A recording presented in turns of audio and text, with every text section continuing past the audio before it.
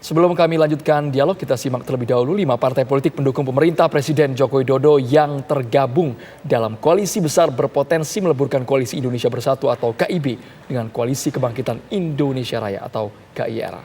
Kelima partai di dalamnya yakni Gerindra, Golkar, PAN, P3, dan PKB terus mendapatkan dukungan dari partai politik lainnya seperti PBB, Perindro, dan PSI. Kini tinggal PDIP pemirsa yang belum menentukan sikap.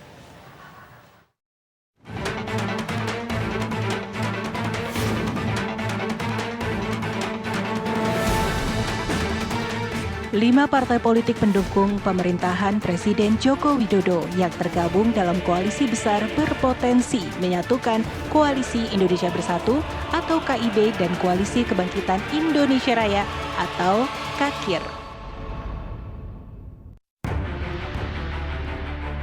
Kelima partai politik yang tergabung di dalamnya yakni Gerindra, Golkar, PAN, P3, dan PKB hingga saat ini terus kedatangan dukungan dari partai politik lainnya.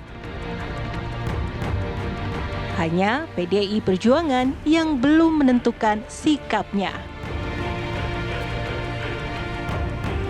Koalisi besar untuk Pilpres 2024 lahir setelah Presiden Joko Widodo bertandang ke markas DPP PAN pada 2 April 2023. Kegiatan silaturahmi Ramadan itu dihadiri ketua umum sejumlah partai. Kalau misalkan cawapres koalisi besar ini dari Pak Erlangga itu tanggapan apa? Dan capresnya apa? Ya kita tadi mengatakan ini semua proses sedang di. Berarti Gus Imin legowo ya Gus, kalau nggak jadi wapres? Siapa bilang? Enggak, masih tetap tahu ya, Gus. Koalisi besar juga mendapatkan kunjungan dari beberapa partai politik lain yang mengisyaratkan dukungan dan menjajaki kemungkinan untuk bergabung. Mereka adalah Partai Bulan Bintang dengan ketua umumnya Yusril Iza Mahendra, Hari Tanusudibio dengan Perindo, dan yang terbaru Grace Natali dengan Partai Solidaritas Indonesia yang menyatakan dukungannya dengan mendatangi Erlangga Hartarto. Koalisi besar ini unsurnya adalah KIB dan Koalisi Indonesia Raya. Sehingga wajar Pak Prabowo selaku pemimpin dari KIR dan saya dari Partai Golkar dan juga mewakili KIB terus berkomunikasi membangun soliditas dari koalisi besar. Dan kemarin sudah ada Perindo yang menyatakan siap bergabung dan hari ini PSI. Belum ada perubahan, tetapi PSI menyadari bahwa semangat yang menyatukan kita semua di koalisi besar adalah ingin melihat ada keberlanjutan atau kesinambungan dari program-program Pak Jokowi. Itu yang membuat PSI juga tertarik untuk bergabung dalam koalisi besar. Lantas apa yang sebenarnya disasar koalisi besar? Akankah juga menjajaki kemungkinan bergabung dengan PDI Perjuangan atau justru menjadi rival? Mengingat hingga saat ini PDI Perjuangan belum juga menentukan sikapnya. Tim TV One mengabarkan.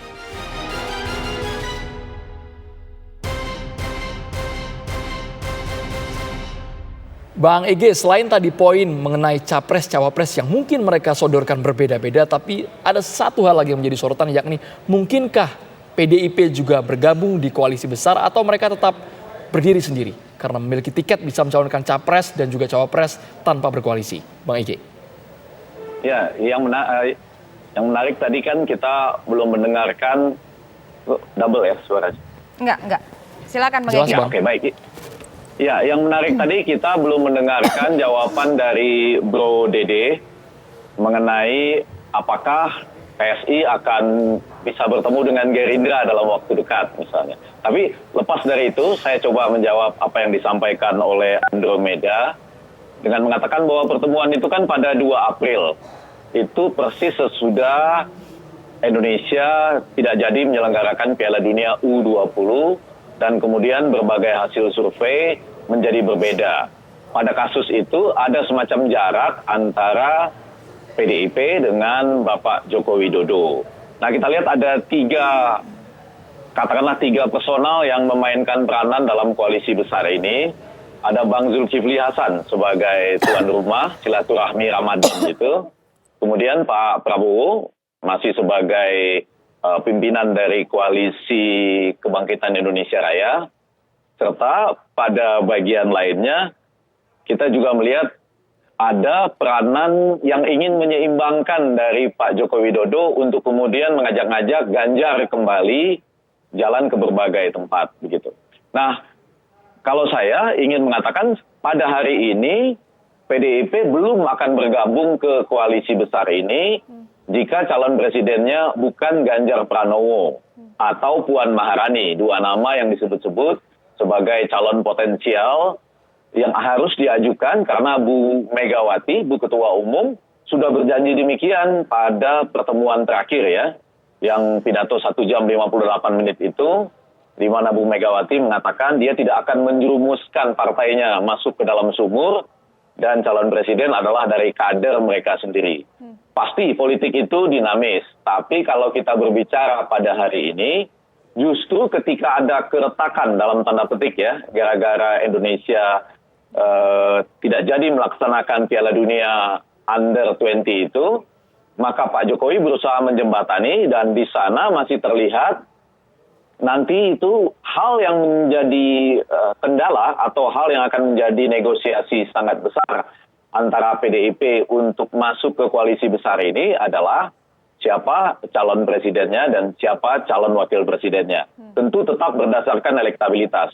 Nah, pada hari ini Prabowo Ganjar, ataukah sesuai dengan keinginan PDIP itu misalnya Ganjar Prabowo atau variasi yang lain yang bisa diusulkan oleh PDIP sesuai janji Ibu Ketua Umum.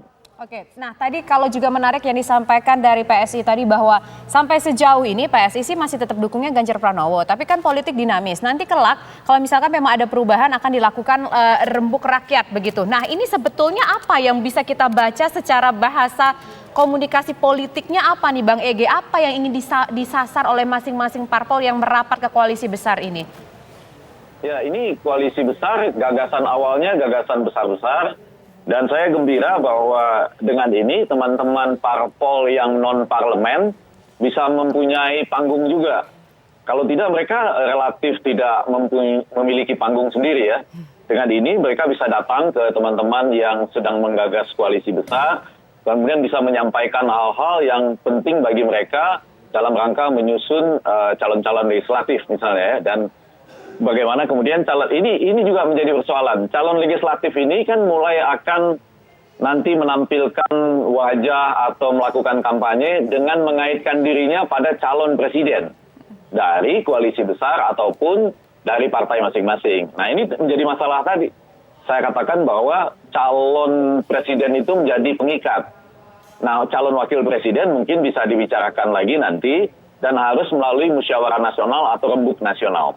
Nah, tapi ada satu lagi Tisa yang agak penting tadi. Kalau misalnya teman-teman mengatakan ini untuk mencegah polarisasi, malah saya katakan koalisi besar ini nanti kalau terbentuk hanya menjadi dua saja misalnya, justru akan mempertajam polarisasi.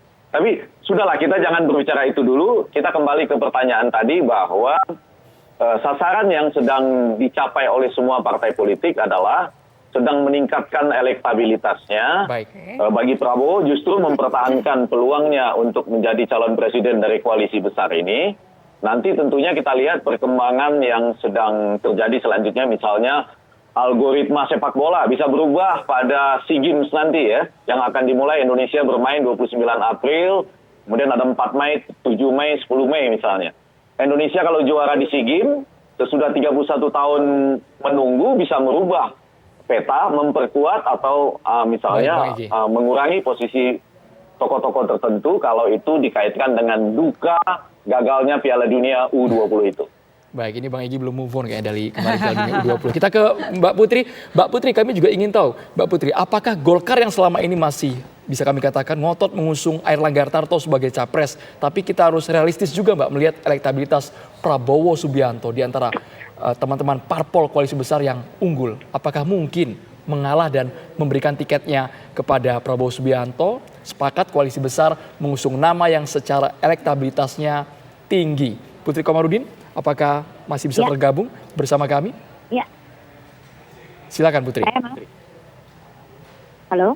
Halo, Mbak Putri masih tersambung? Halo? Iya, suara saya kedengeran nggak, Mas? Baik, Mbak Putri, kami ingin tahu apakah dari Partai Golkar tetap akan menyodorkan nama Airlangga Hartarto, tapi kita harus berbicara realistis, Mbak, berdasarkan elektabilitas di koalisi besar ini di mana Prabowo jauh lebih unggul. Ya, tentu berdasarkan Munas, yaitu pemegang keputusan tertinggi, forum pemegang keputusan tertinggi di partai kita tetap berpegang teguh pada hasilnya bahwa calon presiden dari Partai Golkar adalah Bapak Airlangga Hartarto selaku Ketua Umum Partai Golkar. Dan beliau juga lah yang memegang peranan untuk memutuskan nanti bersama dengan Ketua Umum partai-partai yang ada di koalisi besar ini, siapakah kira-kira yang nanti akan dimajukan oleh koalisi besar untuk menjadi pasangan cawapres dan juga capres dari koalisi besar. Jadi tentu tadi juga Mas Ege dan juga Mas Uki sudah menyatakan memang politik dinamis, pembahasan masih akan terus berlangsung. Jadi kami sangat menghargai keputusan pada partai masing-masing dan pembahasan ini masih cair. Jadi saya rasa kita bisa tunggu dari hasil diskusi dan negosiasi dari seluruh ketua umum partai yang ada di koalisi besar ini. Oke, baik. Terima kasih Mbak Putri, terima kasih Mas Dede, dan terima kasih juga Bang Effendi Ghazali sudah berbincang bersama kami di program Kabar Petang. Selamat petang semuanya.